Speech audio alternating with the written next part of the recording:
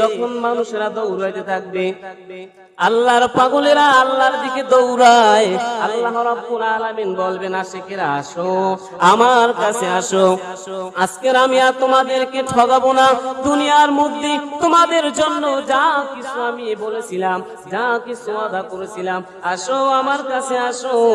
যখন মানুষ আল্লাহর পাগলেরা যখন আল্লাহর দিকে দৌড়াইবে, আল্লাহ রাব্বুল আলামিন ৭০,০০০ নূরের পর্দা ভেদ করে মানুষদেরকে কুদরতি হাতে হাতে করে টেনে নেবেন। জোরে বলুন সুবহানাল্লাহ। আল্লাহ আল্লাহ ইয়া মুবারক নাম হায়, আল্লাহ আল্লাহ আশিকু কা কাম হায়, আল্লাহ আল্লাহ যতই জপি ততই মধুর লাগে, আশিক যারা কেবল তারা আল্লাহ আল্লাহ জপে। আন্দারি রাহমি তোর স্বামী খরচ, তা দামে আখির দামে ফারিগ মাবাস। এ শোনো, আল্লাহ রাব্বুল আলামিন বললেন দুনিয়ার মধ্যে আল্লাহ রাব্বুল আলামিনকে পাইতে হলে শুরু থেকে শেষ পর্যন্ত পুরো চেষ্টা চালাই যাইতে হবে। অর্ধা গাঙ্গে সাঁতার দিলে হবে না। তুমি বিদেশে যাওয়ার জন্য টাকা জমা দিয়েছো, মাঝখানে যে টাকাটা উঠাই নিয়েছো যাইতে পারলা না। তুমি চাকরির জন্য অ্যাপার্টমেন্ট জমা দিছো, মাঝপথে যে তুমি হোঁচট খেয়েছো, হবে না।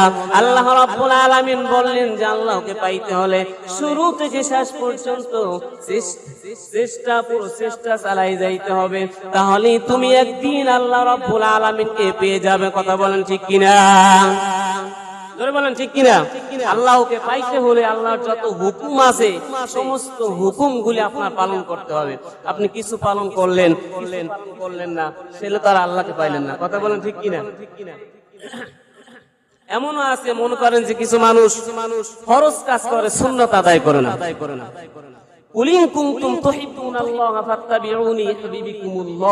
আল্লাহ রাব্বুল আলামিন বললেন যারা আমাকে চাও, যারা প্রধানমন্ত্রীর কাছে যাইতে চাও, তারা মন্ত্রী ধরো, তারা এমপি ধরো। এমপি ছাড়া সাধারণ মানুষ প্রধানমন্ত্রী দ্বারা যাইতে পারে না। কথা বলেন ঠিক কিনা?